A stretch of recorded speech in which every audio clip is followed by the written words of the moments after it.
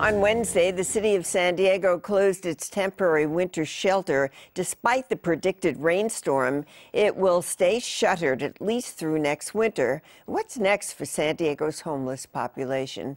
Bob McElroy is with the Alpha Project, which operates the shelter. I keep hearing over and over again through some of the debate that I hear back and forth about this year-round facility. The year-round facility is, as I see it, is only looking at about 300, 350 people, and being in this year-round facility. We have 220 here, and the vets have another 150, so there's 370, and you can the streets are still lined with homeless people. So if people think that's the panacea, that's going to solve the problem, they're sorely mistaken. A year-round facility certainly won't be enough to house and service the growing number of people now homeless in San Diego. KPBS reporter Allison St. John gives us more of the details about the population tagged as homeless. All right, Allison, how many people in San Diego are homeless, and where do they live now? Well, according to the latest count in January by the Regional Task Force for the Homeless, the count is well over 8,000, could be 8,500. That's up from like 7,900 at the count last year. So, and the thing about that is that about 3 out of 5 of them are men, which means 2 out of 5 are women. So there's a lot more women out there, some of them with children. They're living all over the place, a lot of the chronically homeless, and we should make the distinction between the chronically homeless, which is only about 2,000 of that 8,000. A lot of them live downtown where the services are.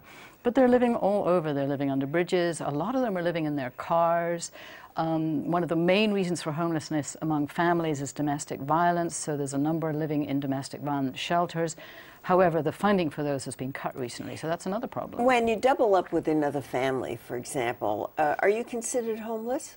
Well, the people that are doubling up are sort of flying under the radar because the Regional Task Force does not measure them as homeless, but the school district does say if you are living with somebody else, doubling up in other words, you are classified as homeless. So that's a whole nother area that isn't being counted in those figures. All right, so now we know generally where they live and who they are.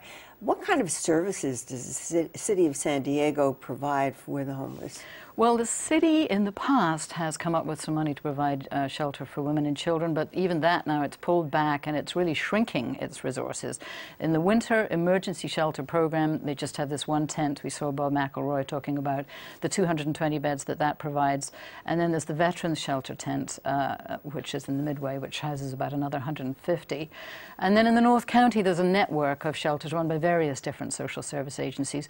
And they're more for the transitionally homeless, not so much the chronically homeless, people who have sworn off drugs and who they hope can eventually get back on their feet. So from those people you've spoken to, what's missing from the services that San Diego provides? Well, I think what the feeling is what is needed is like a central intake, a place where people who are on the streets can go and be sort of triaged, not necessarily housed, because that's not the only thing they need. There's also food, even legal services. There are a lot of other things that people who are on the streets need.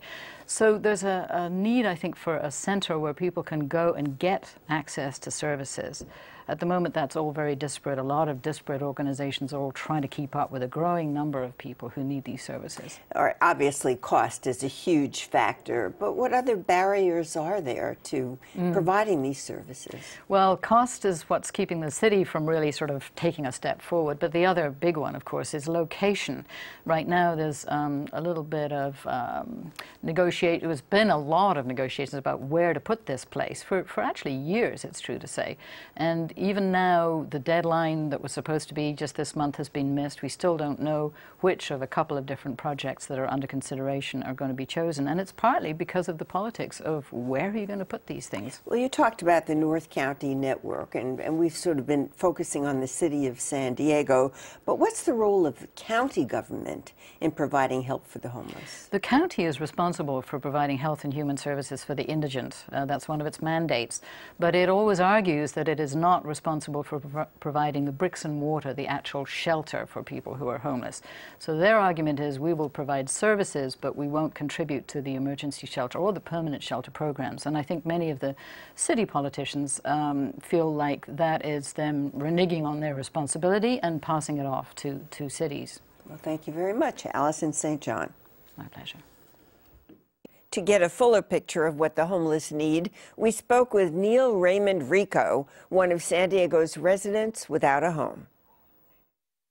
A permanent shelter should serve as a springboard, a transitional house where people can transition out to permanent housing.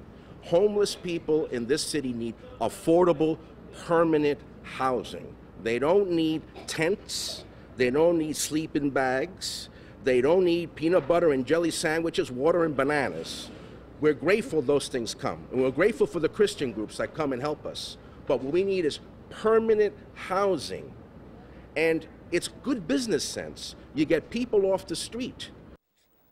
Joining me now to talk about the costs of caring for the homeless and the idea of building a permanent shelter downtown is Brian Maienschein, the United Way of San Diego County's Commissioner of the Plan to End Chronic Homelessness and a former San Diego City Council member. Welcome back to the studio, Brian. It's great to be back, Gloria. So what is this role as Commissioner of the Plan to End Chronic Homelessness? Well, what we want to do is we want to put a permanent end to chronic homelessness. Not temporary solutions, but permanent solutions that reduce the amount of homelessness in our city and our county.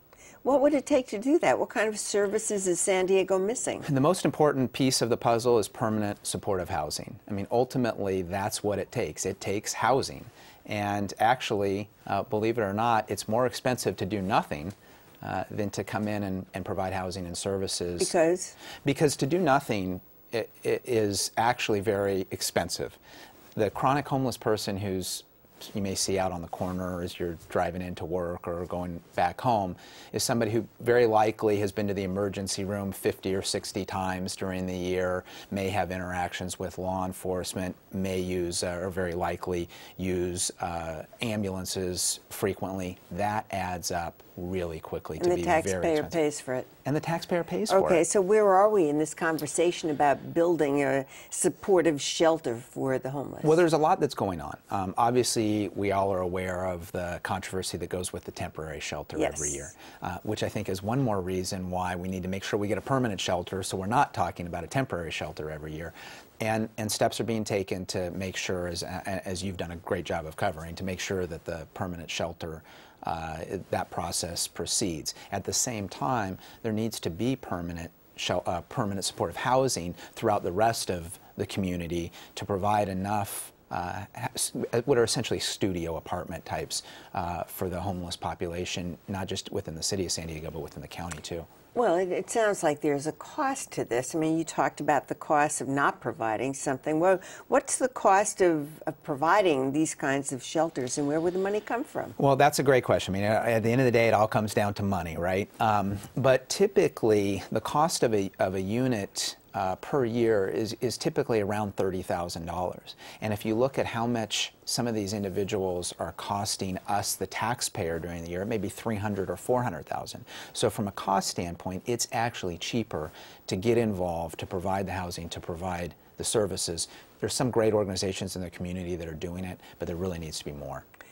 Not the city council? The city council should not be involved at all? Because you sat on the city council for years and there was really no movement there. Well, the city has done some things well, probably some things they could have done more of. Obviously, the county needs to get involved, and frankly, too, Gloria, the state and the federal government need to get involved. The amount of money it's going to cost for some of these for some of the housing really is going to take the federal government to step in and provide some money. So it's one reason why it takes a long time to solve it is so complicated. It does take the city, the county, the state, and the federal government working together and cooperating. There's been a great deal of criticism about the political will to really move this thing off the ground, to get it moving. Do you sense that this political will is changing, becoming stronger? I do.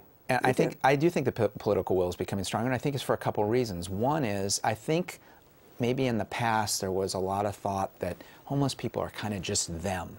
And now, because of what we've seen with the national economy, what we've seen in the state of California with unemployment, I think there's a sense that people have that, you know what, I may not be so far away from that. I'm a lot closer to maybe that person than I thought I was. And so I think that's going to help start change the dynamic. And as you said, you know, this is something that's affecting families, it's affecting women in a growing percentage. So this is something I think that really reaches out and grabs people. It is certainly a moral issue. But even more, I won't even say more equally, it is an economic issue. Do you want to change the issues so that people can sort of grab on to this economic discussion? I do, Gloria, and that's really been what I've been pushing is. I think there is a moral and ethical component to it, but I really think the economic argument is perhaps even greater. And one of the things that I've worked on in my role is getting out there and talking about what the economics are of this. In an era where we're talking about closing down libraries and we're closing down parks and we're seeing services, general services to the public decline at a pretty rapid rate, I think a good way to actually keep those parks open, to keep those libraries open, is to do something about the homeless issue. So to sit back and think that by ignoring it, it will somehow go away is just not true. Where is the council on this permanent shelter discussion? Well, an RFP went out. There was a committee that reviewed it and apparently has made a recommendation. It's going to come to a city council committee in April, and then after that, hopefully at some point soon, it'll go to the full council. Yes or no, do you think it'll get through? I do. I do think it will get through at the end of the day, and I think it'd be a real positive step. Well, we'll see. Thank you very much, Thank Brian you, Gloria. Maienschein. It's always good to be with you.